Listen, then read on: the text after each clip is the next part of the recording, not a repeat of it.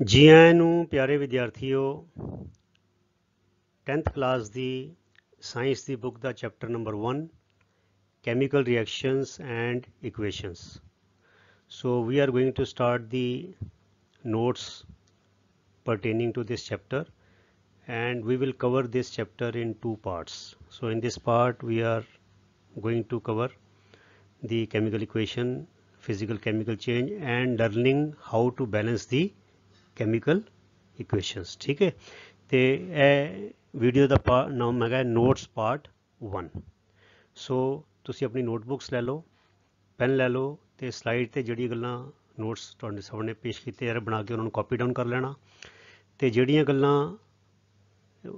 ਆਪਣੀ ਬੈਲੈਂਸਿੰਗ ਬਾਰੇ ਕੁਝ ਨੁਕਤੇ ਕੋਈ ਪੁਆਇੰਟਸ ਦੱਸੇ ਜਾਣਗੇ ਉਹਨਾਂ ਨੂੰ ਬੜੇ ਧਿਆਨ ਨਾਲ ਸੁਣ ਕੇ ਤੁਸੀਂ ਨੋਟ ਡਾਊਨ ਕਰ ਲੈਣਾ ਹੈ. ਠੀਕ ਹੈ, ਸੋ let us get started.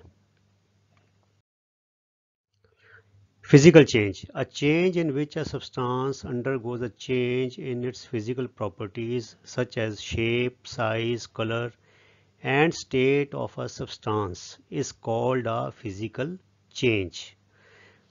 In such a change, no new substance is formed. A physical change is generally reversible. Not always, पर आम तौर ते उन्होंने रिवर्स किया जा सकता है. ਤੇ ਨਵਾਂ ਸਬਸਟਾਂਸ, ਨਵਾਂ ਪ੍ਰੋਡਕਟ, ਨਵੀਂ ਚੀਜ਼ ਕੋਈ ਨਹੀਂ ਬਣਦੀ. ਸਿਰਫ ਉਹਦਾ ਆਕਾਰ, ਲੰਬਾਈ, ਚੌੜਾਈ, ਖੇਤਰਫਲ, ਥੋੜਾ ਰੰਗ ਜਾਂ ਉਹਦਾ ਸਟੇਟ ਮੈਨੇ ਕਿ ਉਹ ਸੋਲਿਡ ਤੋਂ ਲਿਕੁਇਡ ਹੋ ਸਕਦਾ ਹੈ, ਲਿਕੁਇਡ ਤੋਂ ਗੈਸ ਬਣ ਸਕਦਾ ਹੈ. ਜਿਵੇਂ ਦੇਖੋ ਪਾਣੀ ਹੈ, ਪਾਣੀ ਨੂੰ ਜਮਾ ਦਿਓ ਤੇ ਅਸੀਂ ਕਹਿੰਦੇ ਨੇ ਆਈਸ, ਪਰ ਉਹਦਾ ਫਾਰਮੂਲਾ ਤੇ H2O ਹੀ ਰਹਿੰਦਾ ਹੈ. ਪਾਣੀ ਪਿਘਲ ਜਾਂਦਾ ਹੈ ਤੇ ਅਸੀਂ ਕਹਿੰਦੇ ਵਾਟਰ, ਉਹਦਾ ਫਾਰਮੂਲਾ ਫਿਰ H2O ਰਹਿੰਦਾ ਹੈ. ਪਾਣੀ ਜਿਹੜੇ ਭਾਪ ਬਣ ਕੇ ਸਟੀਮ ਬਣ ਜਾਂਦਾ ਹੈ ਜਾਂ ਵੇਪਰ ਬਣ ਜਾਂਦਾ ਹੈ ਫਿਰ ਉਹ ਗੈਸ ਬਣ ਜਾਂਦੀ ਹੈ. ਮਤਲਬ ਕਿ ਕੀ ਹੋਇਆ, ਸੋਲਿਡ ਆਈਸ, ਲਿਕੁਇਡ ਵਾਟਰ ਤੇ ਗੈਸ ਵਾਟਰ ਵੇਪਰ. ਪਰ ਤਿੰਨੋਂ ਹਾਲਤਾਂ ਵਿੱਚ ਪਾਣੀ ਹੀ ਰਹਿੰਦਾ ਹੈ. ਨਾਲੇ ਉਹ ਵੇਪਰ ਤੋਂ ਫਿਰ ਲਿਕੁਇਡ ਬਣਾਇਆ ਜਾ ਸਕਦਾ ਹੈ, ਲਿਕੁਇਡ ਤੋਂ ਫਿਰ ਆਈਸ ਬਣਾਈ ਜਾ ਸਕਦੀ ਹੈ. ਇਸੇ ਤਰ੍ਹਾਂ ਆਈਸ ਤੋਂ ਲਿਕੁਇਡ ਬਣਾਇਆ ਜਾ ਸਕਦਾ ਹੈ, ਲਿਕੁਇਡ ਤੋਂ ਵੇਪਰ ਬਣਾਇਆ ਜਾ ਸਕਦਾ ਹੈ. ਸੋ ਇਹ ਫਿਜ਼ੀਕਲ ਚੇਂਜ ਹੈ, ਇਹ ਕੈਮੀਕਲ ਚੇਂਜ ਨਹੀਂ ਹੈ. ਕਿਉਂ? ਕਿਉਂਕਿ H2O ਦਾ H2O ਹੀ ਰਿਹਾ. ਜੋ ਕੈਮੀਕਲ ਕੰਪੋਜੀਸ਼ਨ ਪਹਿਲੇ ਹੈ ਉਹੀ ਕੈਮੀਕਲ ਕੰਪੋਜੀਸ਼ਨ ਬਾਅਦ ਚੋਂ ਵੀ ਰਵੇ ਤੇ we say that this is a chemical change. ठीक है, आगे चलिए. ਹੁਣ ਆ ਗਈ chemical change. A change in which one or more new substances are formed is called a chemical change. मतलब chemical change जो रसायनिक बदलाव है ਇਹਦੇ ਵਿੱਚ ਕੋਈ ਨਾ ਕੋਈ ਨਵੀਂ ਚੀਜ਼ ਬਣਦੀ ਹੈ. ਠੀਕ ਹੈ. A chemical change is also called a chemical reaction. ਇਹਦਾ ਦੂਜਾ ਨਾਮ chemical reaction ਵੀ ਹੈ. ਹੁਣ ਐਗਜ਼ਾਮਪਲ ਲੈ ਲਈਏ, digestion of food in our body. ਬਿਲਕੁਲ ਨਵਾਂ ਪ੍ਰੋਡਕਟ ਬਣ ਜਾਂਦਾ ਹੈ ਨਾ. ਉਹ ਜਿਹੜੇ ਕਾਰਬੋਹਾਈਡਰੇਟਸ ਨੇ ਉਹ ਫਿਰ ਗਲੂਕੋਜ਼ ਵਿੱਚ ਬ੍ਰੇਕਡਾਊਨ ਹੋ ਜਾਂਦੇ ਨੇ ਜਾਂ ਹੋਰ ਬੜੀ ਚੀਜ਼ਾਂ ਆਉਂਦੀਆਂ ਹੈਗੀਆਂ. ਰਾਈਪਨਿੰਗ ਆਫ ਫਰੂਟਸ, ਕੈਮਿਸਟਰੀ ਹੈਗੀ ਹੈ. ਫਰਮੈਂਟੇਸ਼ਨ ਆਫ ਗ੍ਰੇਪਸ, ਜਿਹਦੇ ਵਿੱਚ ਉਹ ਸ਼ੂਗਰ ਤੋਂ ਐਲਕੋਹਲ ਬਣ ਜਾਂਦੀ ਹੈ, ਫਰਮੈਂਟ ਹੋ ਜਾਂਦਾ ਹੈ, are all examples of chemical changes. Medicines, plastics, fertilisers, detergents and numerous other products are a result of chemical reactions. ਜਿੰਨੀਆਂ ਦਵਾਈਆਂ ਬਣਦੀਆਂ, ਜਿੰਨੇ ਪਲਾਸਟਿਕ ਬਣਦੇ ਨੇ, ਫਰਟੀਲਾਈਜ਼ਰਸ ਬਣਦੇ ਨੇ, ਡਿਟਰਜੈਂਟਸ ਬਣਦੇ ਨੇ, ਇਹ ਸਾਰੇ ਕਿਸ ਤਰ੍ਹਾਂ ਪ੍ਰਾਪਤ ਹੁੰਦੇ ਨੇ? ਇਹ ਕੋਈ ਨਾ ਕੋਈ ਚੀਜ਼ਾਂ ਲੈ ਕੇ ਉਹਨਾਂ ਦੇ they are subjected to some chemical reactions under certain conditions, and then we get all these products which we use in our day-to-day life. ठीक है, so they are all examples of chemical changes. In addition to new products, the following may accompany a chemical change. ਹੋਰ ਗੱਲਾਂ ਵੀ ਹੈਗੀਆਂ. ਮਤਲਬ ਕਿ ਨਵੀਂ ਚੀਜ਼ ਬਣਨ ਦੇ ਨਾਲ ਹੋ ਸਕਦਾ ਹੈ ਜਦੋਂ ਕੈਮੀਕਲ ਚੇਂਜ ਹੋ ਰਹੀ ਹੁੰਦੀ ਹੈ ਉਹਦੇ ਨਾਲ ਕੁਝ ਹੋਰ ਚੇਂਜਸ ਵੀ, ਕੁਝ ਹੋਰ ਗੱਲਾਂ ਵੀ ਹੋ ਸਕਦੀਆਂ ਨੇ. ਕਿਹੜੀਆਂ? ਜਿਵੇਂ part 1, heat, light or any other radiation may be given off or absorbed. ਹੋ ਸਕਦਾ ਹੈ ਟੈਂਪਰੇਚਰ ਵੱਧ ਜਾਏ, ਹੈ ਨਾ, ਹੋ ਸਕਦਾ ਟੈਂਪਰੇਚਰ ਘਟ ਜਾਏ. ਜਿਹੜੇ ਟੈਂਪਰੇਚਰ ਵੱਧਦਾ ਅਸੀਂ ਕਹਿੰਦੇ ਹਾਂ ਐਕਸੋਥਰਮਿਕ ਰਿਐਕਸ਼ਨ. ਜਦੋਂ ਟੈਂਪਰੇਚਰ ਘਟ ਜਾਏ ਅਸੀਂ ਕਹਿੰਦੇ ਹਾਂ ਐਂਡੋਥਰਮਿਕ ਰਿਐਕਸ਼ਨ. ਕਈ ਜਗ੍ਹਾ ਲਾਈਟ ਐਬਜ਼ੌਰਬ ਕੀਤੀ ਜਾਂਦੀ ਹੈ, ਕਈ ਜਗ੍ਹਾ ਲਾਈਟ ਗਿਵਨ ਆਫ ਦਿੱਤੀ ਜਾਂਦੀ ਹੈ. ਸਮ ਰੇਡੀਏਸ਼ਨਸ ਆਰ ਐਬਜ਼ੌਰਬਡ, ਸਮ ਰੇਡੀਏਸ਼ਨਸ ਆਰ ਰੇਡੀਏਟਿਡ. ਸਾਊਂਡ में भी प्रोड्यूस हो सकता है, आवाज़ निकले, क्रैकलिंग साउंड हो सकती है, बम वांगू आवाज़ हो सकती है. A change in smell may take place or a new smell may be given off. जी एग्जिस्टिंग स्मैल है हो सकता है चेंज मॉडिफाई हो जाए, चेंज हो जाए, या पहले स्मैल बिल्कुल नहीं सी, नवी स्मैल पैदा हो जाए. एंड दो स्मैल्स आर समटाइम्स करैक्टरिस्टिक. कई बार स्मैल तो पता लग जाता है कि यह चीज़ बनी है. A colour change may take place, existing colour may change to some other colour. Colourless ਜਿਹੜੀ ਚੀਜ਼ ਹੈ ਉਹ ਹੋ ਸਕਦਾ ਕਲਰ ਉਹਦਾ ਕਲਰ ਬਣ ਜਾਏ, ਜਿਹੜੀ ਕਲਰਡ ਹੈਗੀ ਹੈ ਉਹ ਹੋ ਸਕਦਾ ਕਲਰਲੈਸ ਹੋ ਜਾਏ। ਠੀਕ ਹੈ, ਅ ਗੈਸ ਮੇ ਬੀ ਫਾਰਮਡ, ਹੋ ਸਕਦਾ ਉਹ 'ਚੋਂ ਕੋਈ ਨਾ ਕੋਈ ਗੈਸ ਵੀ ਉਤਪੰਨ ਹੋ ਜਾਏ। ਸੋ ਇਹ ਜਿਹੜੀਆਂ ਕੁਛ ਚੀਜ਼ਾਂ ਨੇ ਜਿਹੜੀਆਂ ਵਿਚ ਮੇ ਅਕੰਪਨੀ ਆ ਕੈਮੀਕਲ ਚੇਂਜ ਔਰ ਕੈਮੀਕਲ ਰਿਐਕਸ਼ਨ। ਅੱਗੇ ਚਲਿਏ। In a chemical reaction, atoms of one element do not change into atoms of another element. ਜੋ ਐਟਮ ਹੈ ਉਹ ਉਹੀ ਰਹਿੰਦਾ ਹੈ, ਕਰੈਕਟਰਿਸਟਿਕ ਹੈ ਜੋ ਕਿਸੇ ਐਲੀਮੈਂਟ ਦੀ। ਇਹ ਨਹੀਂ ਕਿ ਉਹ ਐਟਮ ਬਦਲ ਕੇ ਕੋਈ ਦੂਜਾ ਐਟਮ ਬਣ ਜਾਂਦਾ, ਇਸ ਤਰ੍ਹਾਂ ਨਹੀਂ ਹੋਏਗਾ ਕਦੀ ਵੀ। Atoms also do not appear from nowhere, ਇਹ ਵੀ ਨਹੀਂ ਹੈਗਾ ਕਿ ਐਟਮ ਕਿਤੋਂ ਦੀ ਆ ਗਏ, ਪੈਦਾ ਹੋ ਗਏ ਆਪਣੇ ਆਪ। ਐਂਡ ਨੋਟ ਡੂ ਦੇ ਡਿਸਅਪੀਅਰ, ਔਰ ਨਾ ਹੀ ਉਹ ਡਿਸਅਪੀਅਰ ਹੁੰਦੇ ਨੇ। ਜਿੰਨੇ ਐਟਮ ਜਿਹੜੇ ਜਿਹੜੇ ਐਲੀਮੈਂਟ ਦੇ ਸੀਗੇ ਰਿਐਕਟੈਂਟਸ ਵਿੱਚ, ਜੋ ਅਸੀਂ ਜਿਹਨਾਂ ਕੈਮੀਕਲ ਰਿਐਕਸ਼ਨ ਕੈਰੀ ਆਊਟ ਕਰਦੇ ਹਾਂ, ਬਾਅਦ 'ਚੋਂ ਵੀ ਉਹੀ ਰਹਿੰਦੇ ਨੇ। ਠੀਕ ਹੈ, chemical reactions involve the breaking and making of bonds between atoms to produce new products। ਅਰਥਾਤ ਅਸੀਂ ਇਹ ਕਹਿ ਸਕਦੇ ਹਾਂ ਸੰਬੰਧ ਟੁੱਟਦੇ ਨੇ ਤੇ ਸੰਬੰਧ ਜੁੜਦੇ ਨੇ। ਮਤਲਬ ਕਿ ਜੋ ਬੌਂਡਿੰਗ ਹੋਈ ਹੁੰਦੀ ਹੈ ਐਟਮਸ ਦੀ ਆਪਸ ਵਿੱਚ, ਜਿਹਨਾਂ ਕੰਪਾਊਂਡ ਬਣੇ ਹੁੰਦੇ ਨੇ, ਅਲੱਗ-ਅਲੱਗ ਐਲੀਮੈਂਟਸ ਦੇ ਜੋ ਐਟਮਸ ਨੇ ਉਹਨਾਂ ਨੇ ਬੌਂਡਿੰਗ ਕਰਕੇ ਕੁਛ ਕੰਪਾਊਂਡ ਬਣਾਏ ਹੁੰਦੇ ਨੇ, ਮੋਲੀਕੂਲਸ ਬਣੇ ਹੁੰਦੇ ਨੇ। ਠੀਕ ਹੈ, ਉਹ ਮਤਲਬ ਕਿ ਜਿਹੜੀ ਬੌਂਡਿੰਗ ਹੈ ਕੁਛ ਟੁੱਟ ਜਾਂਦੀਆਂ ਤੇ ਕੁਛ ਨਵੀਂ ਬੌਂਡਿੰਗ ਬਣ ਜਾਂਦੀਆਂ ਨੇ। ਠੀਕ ਹੈ, ਐਂਡ ਜਿਹੜੇ ਨਵੀਂ ਪੁਰਾਣੀ ਬੌਂਡਿੰਗ ਟੁੱਟਦੀ ਹੈ ਉਹ ਓਰੀਜਨਲ ਸਬਸਟੈਂਸ ਨਹੀਂ ਰਹਿ ਜਾਂਦਾ। ਜਦੋਂ ਨਵੀਂ ਬੌਂਡਿੰਗ ਬਣਦੀ ਹੈ ਨਵਾਂ ਪ੍ਰੋਡਕਟ ਬਣ ਜਾਂਦਾ ਹੈ। So it means the chemical reactions involve, ਇਹ ਸੈਂਟੈਂਸ ਨੂੰ ਰੱਟਾ ਲਾ ਲਓ, chemical reactions involve the breaking and making of bonds between atoms. ठीक है, आगे चलिए। Following are some examples of chemical change. Magnesium ribbon burns with a dazzling, with ਹੋਰ ਏ ਦੇ ਵਿੱਚ ਸਪੇਸ ਦੇ ਰਹਿਣਾ ਬੱਚਿਓ, ਥੋੜੀ ਟਾਈਪਿੰਗ ਮਿਸਟੇਕ ਹੋ ਗਈ। ਅ ਡੈਜ਼ਲਿੰਗ ਵਾਈਟ ਫਲੇਮ, ਚਮਕਦਾਰ, ਅੱਖਾਂ ਨੂੰ ਝੁੰਦਿਆ ਜਾਣ ਵਾਲੀ। ਡੈਜ਼ਲਿੰਗ ਹੁੰਦਾ ਜਿਹਨਾਂ ਅੱਖਾਂ ਝੁੰਦਿਆ ਜਾਣ, ਬਹੁਤ ਜ਼ਿਆਦਾ ਚਮਕਦਾਰ। White flame and produces white magnesium powder. ਹੁਣ ਦੇਖੋ ਐਟਮੋਸਫੀਅਰ ਦੇ ਵਿੱਚ ਆਕਸੀਜਨ ਸੀਗੀ, ਉਹ ਅਲੱਗ ਸੀਗੀ, ਮੈਗਨੀਸ਼ੀਅਮ ਅਲੱਗ ਸੀਗਾ। ਜਦੋਂ ਬਰਨ ਹੋਏ ਕੈਮੀਕਲ ਰਿਐਕਸ਼ਨ ਹੋਈ ਤੇ ਨਵਾਂ ਪ੍ਰੋਡਕਟ ਬਣ ਗਿਆ। ਹੁਣ ਮੈਗਨੀਸ਼ੀਅਮ ਰਿਬਨ, ਉਹ ਰਿਬਨ ਨਹੀਂ ਰਿਹਾ, ਉਹ ਪਾਊਡਰ ਬਣ ਗਿਆ। ਤੇ ਪਾਊਡਰ ਦਾ ਕੀ ਨਾਮ ਬਣ ਗਿਆ? ਮੈਗਨੀਸ਼ੀਅਮ ਆਕਸਾਈਡ, ਨਵੀਂ ਚੀਜ਼ ਬਣ ਗਈ। Burning of coal, wood and leaves is also a chemical change. Coal ਵਿੱਚ ਵੀ ਕਾਰਬਨ ਹੁੰਦਾ ਹੈ, ਵੁੱਡ ਵਿੱਚ ਵੀ ਕਾਰਬਨ ਹੁੰਦਾ ਹੈ, ਲੀਵਸ ਵਿੱਚ ਵੀ ਕਾਰਬਨ ਹੁੰਦਾ ਹੈ। When we burn them in air they form carbon dioxide. ਕੁਛ ਹੋਰ ਗੈਸਿਸ ਵੀ ਬਣਦੀਆਂ depending upon what other materials are present in that. ਠੀਕ ਹੈ, ਸੋ ਨਵੀਂ ਚੀਜ਼ ਬਣ ਗਈ। In fact burning of any substance is a chemical change. ਜ਼ਿਆਦਾਤਰ ਜਦੋਂ ਬਰਨਿੰਗ ਹੁੰਦੀ ਹੈ ਤਾਂ ਕੋਈ ਨਾ ਕੋਈ ਕੈਮੀਕਲ ਚੇਂਜ ਹੁੰਦੀ ਹੀ ਹੈ।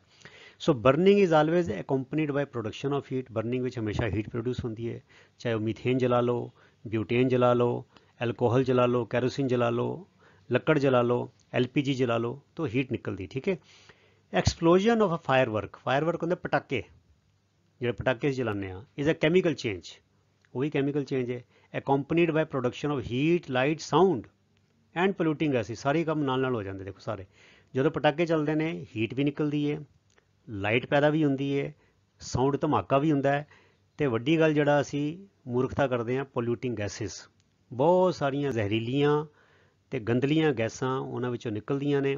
ਧਰਮ ਦੇ ਨਾਮ ਤੇ, ਤਿਉਹਾਰਾਂ ਦੇ ਨਾਮ ਤੇ ਅਸੀਂ ਇਹ ਮੂਰਖਤਾ ਕਰਦੇ ਹਾਂ ਤੇ ਆਪਣੀ ਹਵਾ ਨੂੰ ਗੰਦਾ ਕਰਦੇ ਹਾਂ। ਸੋ ਇਹ ਦੇਖੋ ਪੋਲਿਊਟਿੰਗ ਗੈਸਿਸ ਨਿਕਲਦੀਆਂ। Foul smell is given of, foul ਮੈਨੇ ਮਤਲਬ ਕਿ ਬੜੀ ਬੇਕਾਰ ਜੀ, ਜਿਹੜੀ ਸਾਨੂੰ ਚੰਗੀ ਨਹੀਂ ਲੱਗਦੀ। ਫਾਊਲ, ਗੰਦੀ smell is given off when food gets spoiled. ਜਦੋਂ ਖਾਣਾ ਖਰਾਬ ਹੋ ਜਾਂਦਾ ਤੇ ਬੜੀ ਭੈੜੀ ਸਮੈਲ ਆਉਂਦੀ ਹੈ, ਚੱਕ ਕੇ ਬਾਹਰ ਸੁੱਟਿਆ, ਬੜਾ ਮੁਸ਼ਕ ਆ ਰਿਹਾ, ਹੁਣ ਇਹ ਖਾਣ ਜੋਗਾ ਨਹੀਂ ਰਿਹਾ। ਉਹ ਕਿਉਂ ਆਉਂਦੇ? ਕਿਉਂਕਿ ਉਹ ਕੈਮੀਕਲ ਚੇਂਜ ਹੋ ਗਈ ਹੈ, ਫੂਡ ਦੇ ਵਿੱਚ ਆਕਸੀਡੇਸ਼ਨ ਹੋ ਗਈ ਹੈ। ਠੀਕ ਹੈ ਨਾ। Neutralization of an acid and a base is also a chemical change. ਅਸੀਂ ਜਾਣਦੇ ਹਾਂ ਕਿ ਐਸਿਡ ਐਂਡ ਬੇਸ ਦੇ neutralize each other to form a salt. ਠੀਕ ਹੈ, ਤੇ ਉਹ ਕੀ ਹੈਗਾ? ਉਹ ਵੀ ਕੈਮੀਕਲ ਚੇਂਜ ਹੈ, ਨਵੀਂ ਚੀਜ਼ ਬਣ ਜਾਂਦੀ ਹੈ। Adding zinc granules to sulphuric acid gives off heat, it means it is an exothermic reaction, heat ਪੈਦਾ ਹੋ ਰਹੀ ਹੈ, and results in evolution of hydrogen gas and formation of zinc sulfate, ਇੱਕ salt ਬਣ ਗਿਆ। so this also is a chemical change। this is also, ਇੱਥੇ is ਲਿਖਣਾ ਭੁੱਲ ਗਿਆ ਮੈਂ, ਮਿਸ ਹੋ ਗਿਆ, this is। so ਇਹ ਬੱਚੋ zinc sulfuric acid, it gives us zinc sulfate and hydrogen gas, new substances are formed। ठीक है, आगे चलिए। Reactants, these substances that undergo chemical change in a chemical reaction are known as reactants। ਜਿਵੇਂ ਤੁਹਾਨੂੰ ਨਹੀਂ ਇੱਕ ਰਿਐਕਸ਼ਨ ਦਿਖਾਈ ਸੀ, chemical equation ਦਿਖਾਈ ਸੀ, ਉਹਦੇ ਵਿੱਚ ਇਹਦਾ ਕੀ ਮਤਲਬ ਹੈ ਕਿ zinc and sulphuric acid are reactants. ਤੇ ਅਗਲੀ ਗੱਲ ਆ ਕਿ ਪ੍ਰੋਡਕਟਸ ਦੀ new substances formed during a chemical reaction are known as products, ਉਹਨਾਂ ਨੂੰ ਪ੍ਰੋਡਕਟ ਕਿਹਾ ਜਾਂਦਾ ਹੈ। ਸੋ ਜਿਹੜੀ ਤੁਹਾਨੂੰ ਰਿਐਕਸ਼ਨ ਕੈਮੀਕਲ ਇਕੁਏਸ਼ਨ ਦਿਖਾਈ ਸੀ ਉਹਦੇ ਵਿੱਚ zinc sulphate and hydrogen gas are products. ਠੀਕ ਹੈ, ਅੱਗੇ ਚਲੀਏ। Chemical equation. What is a chemical equation? Chemical equation represents a chemical reaction. Chemical formulae are used instead of words for convenience and brevity. Brevity ਹੁੰਦਾ ਬੱਚਿਓ the state of being brief, ਜਿਹਦਾ ਸੰਖੇਪਤਾ। ਠੀਕ ਹੈ, ਸੰਖੇਪਤਾ ਲਈ ਤੇ ਕਨਵੀਨੀਅੰਸ ਮੈਨੇ ਸਹੂਲਤ ਲਈ ਅਸੀਂ ਵਰਡਸ ਨਹੀਂ ਯੂਜ਼ ਕਰਦੇ, ਅਸੀਂ ਸਿੰਬਲਸ ਯੂਜ਼ ਕਰਦੇ ਹਾਂ, ਫਾਰਮੂਲੇ ਯੂਜ਼ ਕਰਦੇ ਹਾਂ। ਹੁਣ ਜਿੱਦਾਂ ਦੇਖੋ ਫੋਰ ਐਗਜ਼ਾਮਪਲ ਮੈਂ ਇਹ ਕੈਮੀਕਲ ਇਕੁਏਸ਼ਨ ਹੈ, ਇਹ ਵੀ ਕੈਮੀਕਲ ਇਕੁਏਸ਼ਨ ਹੈ ਤੇ ਕੈਮੀਕਲ ਇਕੁਏਸ਼ਨ ਮੈਂ ਕਿੱਦਾਂ ਲਿਖਿਆ, ਵਰਡਸ ਵਿੱਚ ਲਿਖਿਆ, ਮੈਗਨੀਸ਼ੀਅਮ ਲਿਖਿਆ ਪੂਰਾ, ਆਕਸੀਜਨ ਲਿਖਿਆ, ਮੈਗਨੀਸ਼ੀਅਮ ਆਇਓਕਸਾਈਡ ਲਿਖਿਆ। ਹੁਣ ਇਹ ਲਿਖਣ ਨੂੰ ਟਾਈਮ ਵੀ ਜ਼ਿਆਦਾ ਲੱਗਦਾ ਹੈ, ਜਗ੍ਹਾ ਵੀ ਜ਼ਿਆਦਾ ਘੇਰਦਾ ਹੈ, ਤੇ it can be written in a simpler manner which will give me convenience and brevity. Magnesium can be written as Mg, oxygen can be written as O2 and magnesium oxide can be written as MgO. तीनों से balancing कर देता है which we are going to talk about later. So है दो magnesium oxygen दो, oxygen भी है 2 into 1 2 हो गया। So this is a product, एक प्रोडक्ट पैदा हुआ है and these two are the reactants। ठीक है, आगे चलिए। Okay, balanced chemical equation. A chemical equation in which the numbers of atoms of each type, ठीक है, each type माने of each element involved in the chemical reaction is the same on the reactant and product side of the equation is called balanced chemical equation. जिन्ने ਜਿਹੜੇ element ਦੇ जिन्ने atoms left hand side ਤੇ ਹੈਗੇ ਨੇ, reactant side ਤੇ ਨੇ, ਉਨੇ ਹੀ right hand side ਤੇ ਹੋਣੇ ਚਾਹੀਦੇ ਨੇ, ਤਾਂ ਉਹਨੂੰ ਕਿਹਾ ਜਾਂਦਾ ਹੈ balanced chemical equation. The need for balancing of chemical equations arises from the law of conservation of mass. ਮਤਲਬ ਕਿ ਇਹ ਤੁਹਾਨੂੰ ਪਤਾ ਹੋਣਾ ਚਾਹੀਦਾ ਹੈ ਕਿ balancing of equation the basis ਕੀ ਹੈ। ਉਹਦਾ basis ਹੈਗਾ law of conservation of mass, which states that mass can neither be created nor be destroyed in a chemical reaction. chemical reaction ਵਿੱਚ ਨਾ ਤੇ ਜਿਹੜਾ ਮਾਦਾ ਹੈ, ਮੈਟਰ ਹੈ, ਮਾਸ ਹੈ, ਉਹਨੂੰ ਪੈਦਾ ਕੀਤਾ ਜਾ ਸਕਦਾ ਹੈ ਤੇ ਨਾ ਹੀ ਉਹਨੂੰ ਗਵਾਇਆ ਜਾ ਸਕਦਾ ਹੈ। ਅਰਥਾਤ ਕੈਮੀਕਲ ਰਿਐਕਸ਼ਨ ਤੋਂ ਪਹਿਲੇ ਜਿੰਨਾ ਟੋਟਲ ਵੇਟ, ਟੋਟਲ ਭਾਰ ਰਿਐਕਟੈਂਟਸ ਦਾ ਹੈ, ਉਸ ਤੋਂ ਬਾਅਦ ਟੋਟਲ ਭਾਰ ਇਨਕਲੂਡਿੰਗ ਗੈਸ ਜਿਹੜੀ ਹੈ, ਅਗਰ ਉਸ ਗੈਸ ਨੂੰ ਨਿਕਲਣ ਨਾ ਦਈਏ, ਉਹਨੂੰ ਵੇ ਕਰੀਏ, ਉਹਨੂੰ ਤੋਲੀਏ, ਤੇ ਜਿੰਨਾ ਕੈਮੀਕਲ ਰਿਐਕਸ਼ਨ ਤੋਂ ਪਹਿਲੇ ਰਿਐਕਟੈਂਟਸ ਦਾ ਭਾਰ ਹੋਏਗਾ ਉਨਾ ਹੀ ਪ੍ਰੋਡਕਟਸ ਦਾ ਭਾਰ ਹੋਏਗਾ। ਇਹ ਜਿਹੜਾ ਅਸੂਲ ਹੈ, ਇਹ ਜਿਹੜਾ ਸਿਧਾਂਤ ਹੈ law of conservation of mass, that demands that the chemical equations must be balanced. ठीक है, आगे चलिए। That is, the total mass of the elements present in the products of a chemical reaction has to be equal to the total mass of the elements present in the reactants. ठीक है, ਇਹ ਗੱਲ ਮੈਂ ਤੁਹਾਨੂੰ ਨਹੀਂ ਸਮਝਾਈਏ। In other words, the number of atoms of each element remains the same. मतलब कि elements ਦੀ bonding, breaking ਤੇ ਮੇਕਿੰਗ ਹੋ ਰਹੀ ਹੈ, ਪਰ ਐਟਮਸ ਦੀ ਗਿਣਤੀ ਨਾ ਵੱਧਦੀ ਹੈ ਨਾ ਘਟਦੀ ਹੈ before and after a chemical reaction, reaction ਤੋਂ ਪਹਿਲੇ ਵੀ ਤੇ ਰਿਐਕਸ਼ਨ ਤੋਂ ਬਾਅਦ ਵੀ।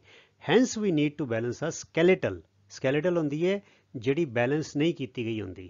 ਠੀਕ ਹੈ ਨਾ, ਜੇ ਸਿਰਫ ਫਾਰਮੂਲੇ ਲਿਖੇ ਹੁੰਦੇ ਨੇ ਤੇ ਹਾਲੇ ਬੈਲੈਂਸਿੰਗ ਨਹੀਂ ਕੀਤੀ, ਉਹਨੂੰ ਕਿਹਾ ਜਾਂਦਾ skeletal chemical equation. Okay, for example, zinc plus sulfuric acid gives us zinc sulfate plus hydrogen. The above word equation may be represented by the following chemical equation. इस तरह लिख सकते हैं word ਨੂੰ for convenience and brevity. Zinc ਨੂੰ Zn ਲਿਖ ਲਿਆ, sulfuric acid H2SO4 and zinc sulfate plus hydrogen. On examining the number of atoms of different elements on both sides of the arrow, we see that the equation is balanced. It is just a coincidence. ਇਹ ਸਬਬ ਹੈ ਕਿ ਇਹ ਜਿਹੜੇ chemical reaction ਹੋਈ ਤੇ ਪਹਿਲਾਂ ਹੀ balanced ਹੈਗੀ ਹੈ, ਇਹਨੂੰ ਬੈਲੈਂਸ ਕਰਨ ਦੀ ਜ਼ਰੂਰਤ ਨਹੀਂ। ਜ਼ਿੰਕ ਇੱਕ ਹੈਗਾ ਲੈਫਟ ਸਾਈਡ ਤੇ, ਰਾਈਟ ਹੈਂਡ ਸਾਈਡ ਤੇ ਵੀ ਜ਼ਿੰਕ ਹੈਗਾ। H2 ਦੋ ਹਾਈਡਰੋਜਨ ਨੇ, ਰਾਈਟ ਹੈਂਡ ਸਾਈਡ ਤੇ ਵੀ ਦੋ ਹਾਈਡਰੋਜਨ ਨੇ। ਸਲਫੇਟ SO4 ਇੱਕ ਹੈਗਾ ਆਇਨ ਤੇ SO4 ਇੱਕ ਹੈਗਾ। So it's already balanced. ਆਓ ਹੁਣ ਅਗਲਾ ਐਗਜ਼ਾਮਪਲ ਦੇਖੀਏ। ਹੁਣ ਬੱਚਿਓ ਐਗਜ਼ਾਮਪਲ ਹੈਗਾ iron plus H2O, it gives us ferric oxide Fe3O4, ferric oxide plus hydrogen gas. ਹੁਣ देखो बच्चों आयरन लैफ्ट साइड ਤੇ 1 ਹੈਗਾ, राइट साइड ਤੇ 3 ਹੈਗੇ ਨੇ। ਆਕਸੀਜਨ ਲੈਫਟ ਸਾਈਡ ਤੇ 1 ਹੈਗੀ ਹੈ, ਰਾਈਟ ਸਾਈਡ ਤੇ 4 ਹੈਗੇ ਨੇ। ਹਾਈਡਰੋਜਨ 2 ਲੈਫਟ ਸਾਈਡ ਤੇ, right hand side 2। So hydrogen is balanced. ਹੁਣ ਬੱਚੋ ਇਕੁਏਸ਼ਨ ਬੈਲੈਂਸ ਕਰਨ ਦਾ ਮੈਂ ਤੁਹਾਨੂੰ 2-3 ਨੁਕਤੇ ਦੱਸਦਾ। ਪਹਿਲੀ ਗੱਲ ਤੇ ਜਦੋਂ ਹਾਈਡਰੋਜਨ ਆਕਸੀਜਨ ਆ ਜਾਵੇ, ਦੋਨੋਂ ਇਕੱਠੇ ਆਣ, ਤੇ balance hydrogen first then oxygen. ਪਹਿਲੀ ਗੱਲ ਤੇ ਯਾਦ, ਇਹ ਰੂਲ ਨਹੀਂ ਹੈਗਾ, ਪਰ ਜ਼ਿਆਦਾਤਰ ਤੁਸੀਂ ਦੇਖੋਗੇ ਇਹੀ ਨੁਕਤੇ ਨੇ, ਤਜਰਬੇ ਰਾਹੀਂ, ਆਪਣੇ ਐਕਸਪੀਰੀਅੰਸ ਰਾਹੀਂ ਸਿੱਖਿਆ। ਪਰ ਹਾਈਡਰੋਜਨ ਬੈਲੈਂਸ ਕਰਨ ਤੋਂ ਪਹਿਲੇ ਵੀ ਤੁਸੀਂ ਜਿਹੜੇ ਮੈਟਲਸ ਨੇ, ਮੈਟਲਸ ਜਿਹੜੇ ਮੈਗਨੀਸ਼ੀਅਮ ਹੋ ਗਿਆ, ਆਇਰਨ ਹੋ ਗਿਆ, ਸੋਡੀਅਮ ਹੋ ਗਿਆ, ਇਹਨਾਂ ਨੂੰ ਬੈਲੈਂਸ ਕਰਨਾ ਹੈ। ਉਹਨਾਂ ਕੰਮ ਤੁਹਾਡਾ ਬੜਾ ਆਸਾਨ ਹੋ ਜਾਏਗਾ, ਜੋ ਮੇਰਾ ਤਜਰਬਾ ਹੈ। ਹੁਣ ਦੇਖੋ ਲੈਫਟ ਸਾਈਡ ਤੇ Fe1 ਹੈਗਾ ਤੇ ਅਗਲਾ ਹੈਗਾ Fe, ਰਾਈਟ ਸਾਈਡ ਤੇ ਹੈਗਾ Fe3। ਆਉਣ ਦੇਖੀਏ। ਸੋ ਵਾਟ ਆਈ ਡਨ, ਮੈਂ ਕੀ ਕੀਤਾ, ਮੈਂ Fe3 ਕਰ ਦਿੱਤਾ। ਹੁਣ Fe ਆਇਰਨ ਜਿਹੜਾ ਬੈਲੈਂਸ ਹੋ ਗਿਆ, ਲੈਫਟ ਸਾਈਡ ਤੇ ਵੀ 3, ਰਾਈਟ ਸਾਈਡ ਤੇ ਵੀ 3। ਇਹਨੇ ਕੋਈ ਹੋਰ ਚੀਜ਼ ਡਿਸਟਰਬ ਨਹੀਂ ਕੀਤੀ, ਇਹਦੇ ਨਾਲ ਹੋਰ ਕੁਝ ਨਹੀਂ ਹੈਗਾ। ਹੁਣ ਮੈਂ ਆਵਾਂਗਾ H ਵੱਲ। ਹੁਣ H2 ਵੀ ਬਰਾਬਰ ਹੈਗਾ, ਠੀਕ ਹੈ ਨਾ, H2 ਇਜ਼ ਬਰਾਬਰ। ਅੱਗੇ ਚਲੀਏ। ਹੁਣ ਮੈਂ ਕੀ ਕੀਤਾ, ਮੈਂ ਆਕਸੀਜਨ ਨੂੰ ਕਰਾਂਗਾ, ਕਿਉਂਕਿ H2 ਤੇ ਪਹਿਲੇ ਬਰਾਬਰ ਹੈਗਾ। ਮੈਂ ਆਕਸੀਜਨ ਦੇਖਿਆ, ਰਾਈਟ ਹੈਂਡ ਸਾਈਡ ਤੇ ਆਕਸੀਜਨ 4 ਹੈਗੀ ਹੈ, ਤੇ ਮੈਂ ਕੀ ਕੀਤਾ, ਇੱਥੇ 4 ਲਿਖ ਦਿੱਤਾ। ਪਰ 4 ਲਿਖਣ ਦੇ ਨਾਲ ਕੀ ਹੋ ਗਿਆ ਕਿ ਹਾਈਡਰੋਜਨ 4 ਦੂਣੀ 8, 8 ਹੋ ਗਿਆ, ਠੀਕ ਹੈ। ਹੁਣ ਇੱਥੇ ਹਾਈਡਰੋਜਨ 2 ਹੈਗਾ, ਸੋ ਮੇਰਾ ਕੰਮ ਬੜਾ ਆਸਾਨ। ਦੇਖੋ ਅੱਗੇ, ਹੁਣ ਮੈਂ ਇੱਥੇ 4 ਲਿਖ ਦਿੱਤਾ, ਤੇ oxygen is, now the chemical equation is balanced. ਸੋ ਇਸ ਤਰ੍ਹਾਂ ਬੱਚਿਓ ਤੁਸੀਂ ਜੇ ਇਕੁਏਸ਼ਨ ਬੈਲੈਂਸ ਕਰਨ ਦੀ ਐਕਸਪੀਰੀਅੰਸ ਪ੍ਰੈਕਟਿਸ ਕਰੋਗੇ, ਤੁਸੀਂ ਬਹੁਤ ਆਸਾਨੀ ਦੇ ਨਾਲ ਕਰ ਲੋਗੇ। ਪਰ ਇਹ ਨੁਕਤੇ ਤੁਸੀਂ ਯਾਦ ਰੱਖਣਾ, ਫਸਟ ਹਾਈਡਰੋਜਨ ਦੈਨ ਆਕਸੀਜਨ ਪਹਿਲੇ ਜੇ ਆਉਂਦੀ ਹੈ, ਪਰ ਇਸ ਤੋਂ ਹਾਈਡਰੋਜਨ ਤੋਂ ਪਹਿਲੇ ਵੀ ਪਹਿਲੇ try to balance the metals. ਆਓ ਅੱਗੇ ਚਲੀਏ। ਹੁਣ ਇਹ ਬੱਚਿਓ ਇੱਕ ਹੈਗੀ ਹੈ equation, sodium hydroxide plus aluminium plus water, it gives sodium aluminate plus hydrogen. ਹੁਣ ਵੀ ਅਸੀਂ ਉਹੀ ਨੁਕਤਾ ਕਰਾਂਗੇ। ਹੁਣ ਦੇਖੋ ਪਹਿਲੇ ਮੈਂ ਕੀ ਕਰਾਂਗਾ, ਸੋਡੀਅਮ ਸੋਡੀਅਮ ਦੇ ਬਰਾਬਰ ਹੈ, ਠੀਕ ਹੈ। ਐਲੂਮੀਨੀਅਮ ਐਲੂਮੀਨੀਅਮ ਵੀ ਬਰਾਬਰ ਹੈ, ਇਹ ਤੇ ਪਹਿਲੇ ਬਰਾਬਰ ਹੈ, ਠੀਕ ਹੈ। ਸੋ ਮੈਂ ਕੀ ਕੀਤਾ, ਮੈਂ H2 ਲਿਆ। ਇੱਥੇ ਕਿੰਨਾ ਹੈ, ਹਾਈਡਰੋਜਨ 2 ਹੈਗਾ, ਇੱਥੇ ਹਾਈਡਰੋਜਨ ਕਿੰਨਾ ਹੈਗਾ, 2 ਹੈਗਾ, ਪਰ ਇੱਥੇ ਹਾਈਡਰੋਜਨ 1 ਹੈਗਾ। ਜਦੋਂ ਇਸ ਤਰ੍ਹਾਂ ਹੋਵੇ ਬੱਚੋ, ਜਿੱਥੇ ਔਡ ਨੰਬਰ ਆ ਜਾਏ, ਔਡ ਨੰਬਰ, ਤੇ ਪਹਿਲੇ ਔਡ ਨੂੰ ਈਵਨ ਕਰ ਦੇਵੋ, ਠੀਕ ਹੈ। ਹੋਰ ਕਿਤੇ ਨਹੀਂ ਜਾਣਾ, ਹੋਰ ਨਹੀਂ ਛੇੜਨਾ।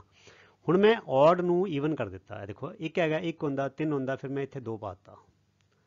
ਹੁਣ ਕੀ ਹੋ ਗਿਆ, ਹਾਈਡਰੋਜਨ ਕਿੰਨੀ ਹੋ ਗਈ, 2 ਤੇ 2 4, ਤੇ ਮੈਂ ਇੱਥੇ ਨਾਲ ਲਿਖ ਦਿੱਤਾ 2, ਕਿਉਂਕਿ 2 ਦੂਣੀ 4, ਤੇ ਮੈਂ ਇੱਥੇ ਸਿੱਧਾ 4 ਲਿਖ ਦਿੱਤਾ, ਕਿਉਂਕਿ ਉਹਦੇ ਨਾਲ ਮਿਲਦਾ। ਪਰ ਹੁਣ ਕੀ ਹੋਇਆ ਬੱਚਿਓ ਕਿ ਮੈਂ ਜਦ ਇੱਥੇ ਲਿਖਿਆ 2, ਤੇ ਨਾ ਸੋਡੀਅਮ ਡਿਸਟਰਬ ਹੋ ਗਿਆ। ਹੁਣ ਮੈਨੂੰ ਇੱਥੇ ਸੋਡੀਅਮ ਦੇ ਅੱਗੇ 2 ਲਾਣਾ ਪਏਗਾ, ਤੇ ਮੈਂ ਇੱਥੇ ਸੋਡੀਅਮ ਦੇ ਅੱਗੇ 2 ਲਗਾ ਦਿੱਤਾ।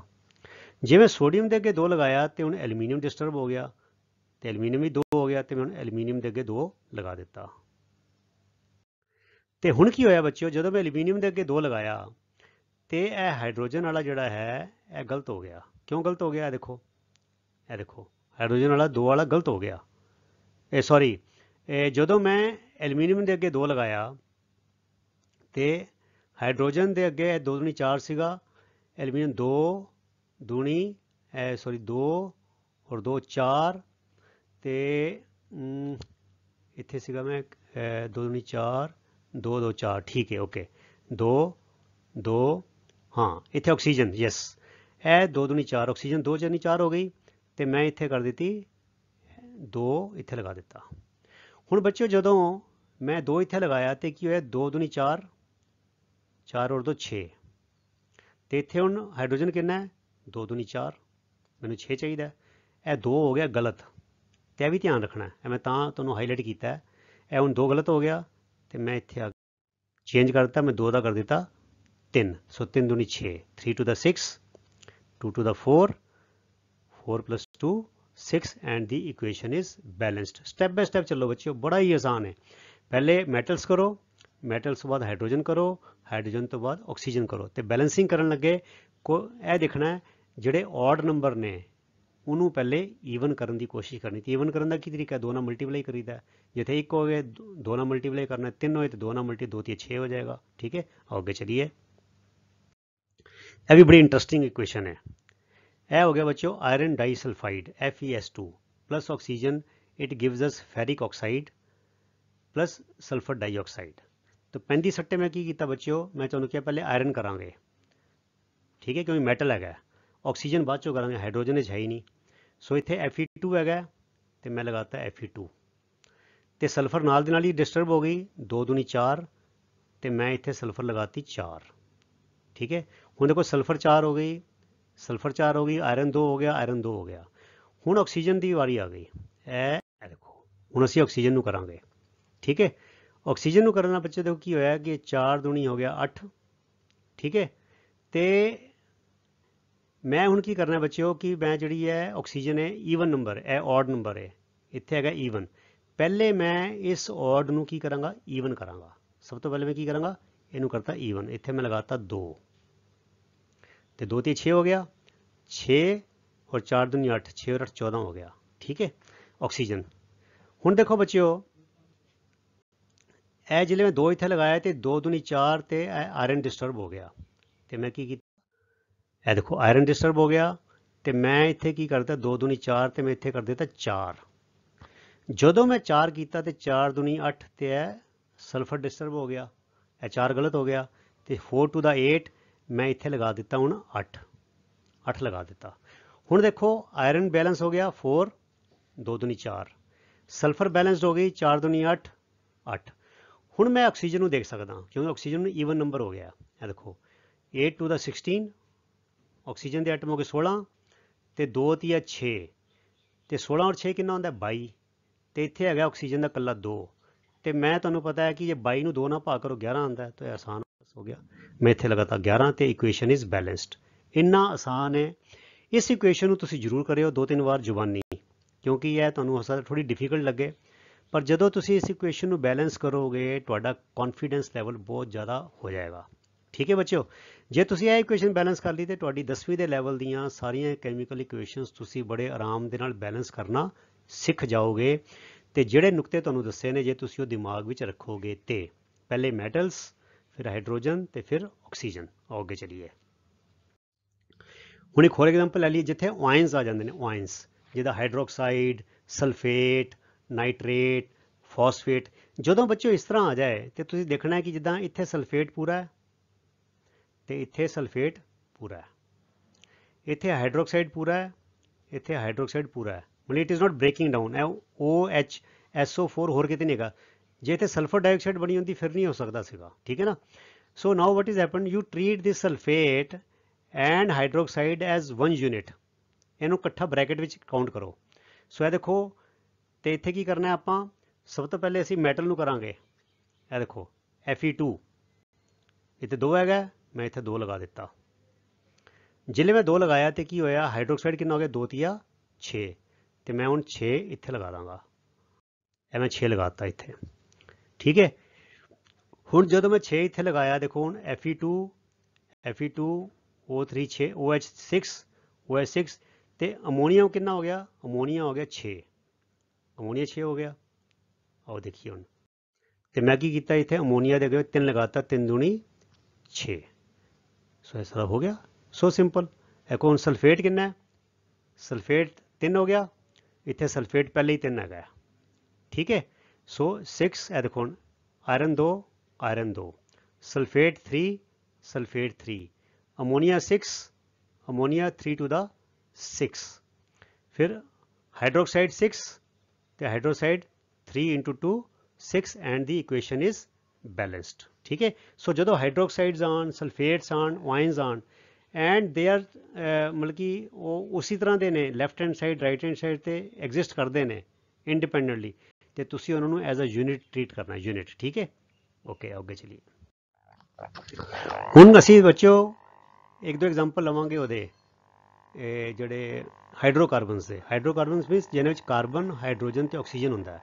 ਤੇ ਉਹੀ ਯਾਦ ਰੱਖਣਾ, ਕਾਰਬਨ ਪਹਿਲੇ ਕਰਾਂਗੇ, ਹਾਈਡਰੋਜਨ ਉਸ ਤੋਂ ਬਾਅਦ ਕਰਾਂਗੇ ਤੇ ਆਕਸੀਜਨ ਉਸ ਤੋਂ ਬਾਅਦ ਕਰਾਂਗੇ।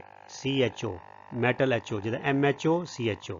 ਠੀਕ ਹੈ, ਪਹਿਲੀ ਵਾਲੀ ਤੇ ਬਹੁਤ ਸਿੰਪਲ ਹੈ, carbon dioxide plus hydrogen it gives methanol, carbon monoxide plus hydrogen methanol. So ਅਸੀਂ ਪਹਿਲੇ ਕੀ ਕੀਤਾ, C ਤੇ ਪਹਿਲੇ ਹੀ ਬੈਲੈਂਸਡ ਹੈਗਾ, ਦੂਜਾ ਨੰਬਰ ਆ ਗਿਆ H ਦਾ। H ਕਿੰਨਾ 3 ਔਰ 1 4 ਤੇ 2 ਦੂਣੀ 4, oxygen 1 oxygen 1 and the equation is balanced. ਬਹੁਤ ਸਿੰਪਲ। ਦੂਜੀ ਬੜੀ ਇੰਪੋਰਟੈਂਟ ਇਕੁਏਸ਼ਨ ਹੈ ਬੱਚਿਓ, ਤੁਹਾਡੇ ਪੇਪਰਾਂ 'ਚ ਆ ਸਕਦੀ ਹੈ, which is photosynthesis. Carbon dioxide plus water in the presence of chlorophyll and sunlight they give you glucose and oxygen. This chemical reaction is known as photosynthesis. आओ देखिए इन्हू किद्दां करना है। जिवें मैं दस्सिया पहले कार्बन करांगे, फिर H करांगे, फिर O करांगे। ये देखो पहले कार्बन कितना 6 है, मैं 6 लगाता, ठीक है। हुण अग्गे चलिए, अगे जिले मैं 6 लगाया बच्चों तो हुण मैं H नू करांगा। H कितना 12, तो मैं इत्थे लगाता 6 टू द 12 हो गया। हुण देखो कार्बन 6, हाइड्रोजन 12, हुण ऑक्सीजन कितनी होगी 6 दूनी 12, 12 और 6 18, ठीक है। तो इत्थे ऑक्सीजन कितनी है 6, तो इत्थे कितनी चाहिए है 12, 6 जमा 12 18, तो यह कुदरती तौर पर 6 आएगा। सो आ गया 6। सो यह तुहाडी किताब पूरी क्वेश्चन लिखी कि 6 मॉलीक्यूल ऑक्सीजन वाटर के इत्थे ऐड कर दिते, तो 6 मॉलीक्यूल वाटर के होर इत्थे ऐड कर दिते। That is to complete the actual photosynthesis which takes place. मतलब इक्वेशन है बैलेंस हो गई है, इक्वेशन है बैलेंस हो गई है। जिवें असीं मैथ्स विच नहीं कहते adding x to both sides, so इत्थे असीं की कीता है थल्ले adding 6 molecules of water to both sides. So 6 + 6 12, तो इत्थे 6 मॉलीक्यूल ऑफ वाटर ऐड करते ताकि दिखाने लिए कि थोड़ा पानी भी निकलता है। Water is also produce during the photosynthesis when जिन्ना वाटर यूज़ किया जाता है वह अद्धा पानी भी नाल निकलता है, ठीक है। सो इस तरह तुसीं बच्चों पर यह इक्वेशन बैलेंसड है, तुहाडी यह रॉन्ग नहीं हैगी, इक्वेशन बैलेंस हो गई पूरी, ठीक है। सो इस तरह तुसीं यह हाइड्रोकार्बन की जिहड़ियां इक्वेशनस ने उन्होंने इस तरह बैलेंसिंग करनी है। ਹੁਣ अगला बच्चे देखो ਤੁਹਾਨੂੰ 3-4 एग्जाम्पल देते बैलेंसिंग के, बड़े ही आसान ਸੀਗੇ, ਤੁਸੀਂ ਇਹਨਾਂ ਦੀ जरूर प्रैक्टिस करनी है, तो प्रैक्टिस नाल ही पक्का होएगा। ਹੁਣ अगला आ गया बच्चों हिस्सा writing symbols of physical states. Physical state की होंगे बच्चों liquid, gas, solid. Equation 3Fe + H2O ferrosoferric oxide + hydrogen gas is balanced. Balance हैगी है। आयरन 3, ऑक्सीजन 4, ऑक्सीजन 4, 4 दूनी 8, 4 दूनी 8, ठीक है। But it says nothing about the physical state of each reactant and product. पर सानू यह नहीं पता यह पानी जड़ा है आइस की फॉर्म च या लिक्विड फॉर्म च या गैस की फॉर्म च, यह जड़ा आयरन किहड़ी फॉर्म च पता ही नहीं सानू, यह की बन रहा है सानू नहीं पता, ठीक है। It says nothing about the physical state of each reactant and product. Mentioning the physical states of the reactants and products along with their chemical formulae makes a chemical equation more informative, मतलब उस जानकारी वध जाती है, more comprehensive। the gaseous, liquid, aqueous। aqueous होंदा है बच्चों पानी विच घुलिया होया, aqua। aqua का मतलब होंदा है relating to water, तो aqueous मीन्स ਜਿਹੜੀ चीज़ पानी च घुली हुई है उन्होंने असीं कहने aqueous solution, ठीक है। and solid ठोस। states of reactants and products are represented respectively by the notations। है निशान ने उन्होंने G gas, L liquid, AQ हैंदा है बच्चों एक्वस, तो S होंदी है सॉलिड। तो बच्चों की जगह एरो दिता होंदा इदा वड्डा, इदा उपर करके एरो पाया होंदा है। एरो का मतलब गैस लाइटर दैन एयर उपर उड़ती पई है, तो एक होंदा एरो थल्ले, ये मतलब प्रेसीपिटेट भी चीज़ सॉलिड होके थल्ले बह गई है, उन्होंने कहा जाता है प्रेसीपिटेशन। एरो थल्ले होवे तो भी चीज़ थल्ले बैठ गई है, एरो ऊपर हो तो मीनस गैस ऊपर निकलती पई है, ठीक है। आगे चलिए। The word aqueous is written if the reactant or product is present in a solution as a solution of water, ठीक है। So the equation changes as follows। ਹੁਣ ਜਿਹੜੀ ਪਹਿਲੀ ਇਕੁਏਸ਼ਨ ਸੀ ਉਹਨੂੰ ਕਿੱਦਾਂ ਚੇਂਜ ਕਰਤਾ ਆਪਾਂ, ਇਹ ਦੇਖੋ ਇੱਥੇ ਲਿਖ ਦਿੱਤਾ S। ਇਹਦਾ मतलब कि आयरन सॉलिड फॉर्म च हैगा। H2O गैस, ਇਹਦਾ मतलब कि पानी नहीं हैगा, लिक्विड नहीं हैगा, गैस अर्थात स्टीम हैगी है, स्टीम। फिर यह भी सॉलिड बनया तो यह गैस बनी है हाइड्रोजन की, ठीक है। The symbol G along with H2O, जो पानी नाल G लिखा जाए यदा मतलब कि स्टीम वरती जा रही है, ठीक है। यह देखो it indicates that water is used in the form of steam. आगे चलिए। हुण बच्चों अगली गल, usually physical states are not used in chemical equations. आम तौर पर असी फिजिकल स्टेट नहीं लिखते unless it is necessary to specify them. जिदा पानी बारे दसना होवे कि स्टीम वरती जा रही है, लिक्विड नहीं वरत्या जा रहा, ठीक है। अगर जरूरी नहीं तो आम तौर पर फिजिकल स्टेट नहीं वरते जाते, सिर्फ कैमिकल रिएक्शन लिखी जाती है, ठीक है। पर सानू इसकी नॉलेज होनी जरूरी है। एट टाइम्स पर कई मौकों पर की होंदा है दी रिएक्शन दी कंडीशनस, किहड़े हालतां विच किहड़ी कंडीशनस विच chemical reaction is going on, such as temperature कितना है, प्रैशर कितना है, कोई कैटलिस्ट यूज़ किया कि नहीं किया, वो दर्शाने लई the reactions are indicated above and or below the arrow ਦੇ ਉੱਪਰ ਥੱਲੇ ਲਿਖ ਦਿੱਤਾ ਜਾਂਦਾ। For example carbon monoxide plus hydrogen gas CH3OH methanol ਬਣ ਗਿਆ। ਇਹ ਬੱਚਿਓ ਕੀ ਹੈਗਾ 340 ATM। ATM ਮੈਨੇ ਹੁੰਦਾ ਐਟਮੋਸਫੀਅਰ। ਇਹਦਾ ਮਤਲਬ ਕੀ ਹੈ ਕਿ ਇਹ ਜਿਹੜੀ ਰਿਐਕਸ਼ਨ ਹੈ ਅੰਡਰ 340 ਐਟਮੋਸਫੀਅਰ ਪ੍ਰੈਸ਼ਰ ਤੇ ਹੋਏਗੀ, ਉਸ ਤੋਂ ਬਿਨਾਂ ਨਹੀਂ ਹੋਏਗੀ। ਮਤਲਬ ਕਿ this thing is formed under this much of pressure। ਠੀਕ ਹੈ, 1 atmosphere is 760 millimeter of mercury। ਸੋ ਹੈ 340 ਐਟਮੋਸਫੀਅਰ। ਠੀਕ ਹੈ, ਜਿੰਨਾ ਆਮ ਤੌਰ ਤੇ ਐਟਮੋਸਫੇਰਿਕ ਪ੍ਰੈਸ਼ਰ ਹੁੰਦਾ ਜਿਹੜਾ ਅਸੀਂ ਮਹਿਸੂਸ ਕਰਦੇ ਹਾਂ ਹਵਾ ਵਿੱਚ, ਉਸ ਤੋਂ 340 ਗੁਣਾ ਜ਼ਿਆਦਾ ਜਿਹੜੇ ਪ੍ਰੈਸ਼ਰ ਪਾਇਆ ਜਾਏਗਾ ਤਾਂ ਇਹ ਚੀਜ਼ ਬਣੇਗੀ। ਉਸ ਤਰ੍ਹਾਂ ਰਿਐਕਸ਼ਨ ਨਹੀਂ ਹੋਏਗੀ। ਇਸੇ ਤਰ੍ਹਾਂ ਕਾਰਬਨ ਡਾਈਆਕਸਾਈਡ ਪਲੱਸ ਪਾਣੀ ਹੁੰਦੇ ਕੋਲ ਹੁੰਦਾ ਹੀ ਹਰ ਵੇਲੇ, ਬਟ ਜਦ ਤੱਕ ਕਲੋਰੋਫਿਲ ਨਹੀਂ ਮਿਲੇਗਾ, ਸਨਲਾਈਟ ਨਹੀਂ ਮਿਲੇਗੀ, ਤਦ ਤੱਕ ਗਲੂਕੋਜ਼ ਤੇ ਆਕਸੀਜਨ ਨਹੀਂ ਬਣਨਗੇ। ਸੋ ਇਹ ਬੱਚਿਓ ਇਸ ਤਰ੍ਹਾਂ ਇੰਡੀਕੇਟ ਕੀਤਾ ਜਾਂਦਾ ਹੈ ਕਿ ਇਸ ਉੱਪਰ ਔਰ ਥੱਲੇ ਲਿਖ ਦਿੱਤਾ ਜਾਂਦਾ ਹੈ। ਇਹਦਾ ਮਤਲਬ ਹੈ ਕਿ 340 ਐਟਮੋਸਫੀਅਰ ਪ੍ਰੈਸ਼ਰ ਚਾਹੀਦਾ ਹੈ।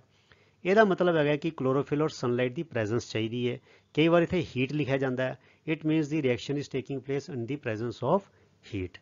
ਸੋ ਪਿਆਰੇ ਵਿਦਿਆਰਥੀਓ, with this we come to the end of the part 1 of notes of this chapter, ਜਿਹਦੇ ਵਿੱਚ we talked about physical change, chemical equations and the balancing of chemical equations, and also the physical states of reactants and products and the conditions under which chemical reactions take place, such as temperature, pressure or any catalysts।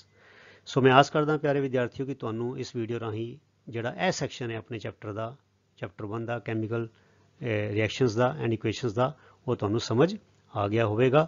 ਸੋ ਅਗਲਾ video ਜਿਹੜਾ ਉਹ ਛੇਤੀ ਤੁਹਾਡੇ ਲਈ ਅਸੀਂ ਲੈ ਕੇ ਆਵਾਂਗੇ। ਸੋ ਤਦ ਤੱਕ ਲਈ ਗੁੱਡ ਬਾਏ। ਤੁਹਾਡਾ ਸਾਰਿਆਂ ਦਾ ਬਹੁਤ ਬਹੁਤ ਧੰਨਵਾਦ। ਰੱਬ ਰਾਖਾ। Thank you very much. God bless you all.